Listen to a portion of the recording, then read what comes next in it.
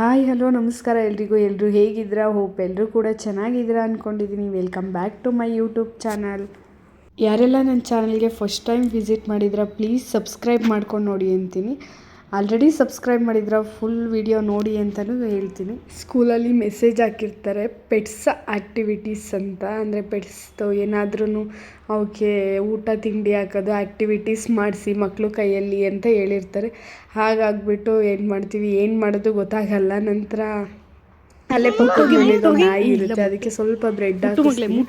ನಂತರ ಇನ್ನೇನು ಮಾಡೋದು ಅಂತ ಯೋಚನೆ ಮಾಡ್ಬೇಕಾದ್ರೆ ಅಲ್ಲೇ ಅವ್ರ ಮನೆಯದು ಪುಟ್ಟದೊಂದು ಕರು ಇರುತ್ತೆ.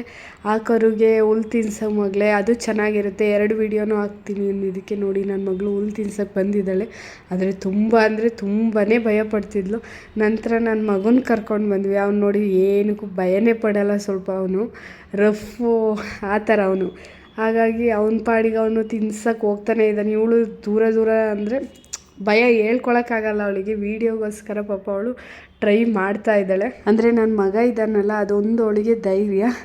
ನಂತರ ಏನು ಮಾಡ್ತೀವಿ, ಅವನನ್ನ ನನ್ನ ಮಗನ ಅಲ್ಲೇ ಬಿಟ್ಬಿಟ್ಟು ಮನೆಗೆ ಬರ್ತಾ ಇದ್ದೀವಿ. ನಮ್ಮ ಮನೆಗೆ ಆಗ ಬರಬೇಕಾದ್ರೆ ಹೇಳ್ತಾಳೆ, ಅಮ್ಮ ಯಾಕೋ ತುಂಬಾ ಹೊಟ್ಟೆ ಹಸಿತಿದೆ. ಅಂದರೆ ಪಾನಿಪುರಿ ಬೇಕು ಅಂತ ಕೇಳೋದಕ್ಕೆ ಡವ್ ಮಾಡ್ಕೊಂಡು ಹೊಟ್ಟೆ ಹಸಿತಿದೆ ಅಂತ ಹೇಳ್ತಾಳೆ.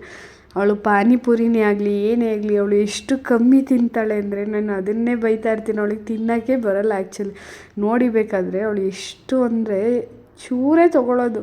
ಈಗ ಒಂದು ಬಟಾಣಿ ಅಷ್ಟೇ ಆ ಥರ ಅವಳು ತಿನ್ನೋದು. ಹೊಟ್ಟೆಗೆ ಸರಿಯಾಗಿ ತಿನ್ನೋದೇ ಇಲ್ಲ. ಊಟನೂ ಅಷ್ಟೇ.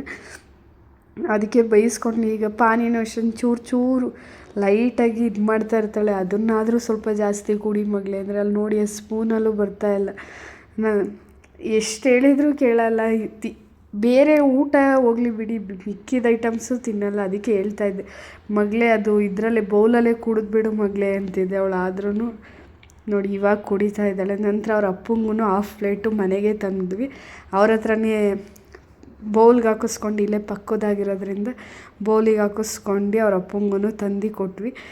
ಇದಾಗಿತ್ತು ಇವತ್ತಿನ ವ್ಲಾಗ್. ಹೀಗೆ ನನ್ನ ಚಾನಲ್ ಸಪೋರ್ಟ್ ಮಾಡಿ ಪ್ಲೀಸ್. ನನ್ನ ಚಾನಲ್ ಸಬ್ಸ್ಕ್ರೈಬ್ ಮಾಡ್ಕೊಳ್ಳಿ, ಶೇರ್ ಮಾಡಿ, ಕಮೆಂಟ್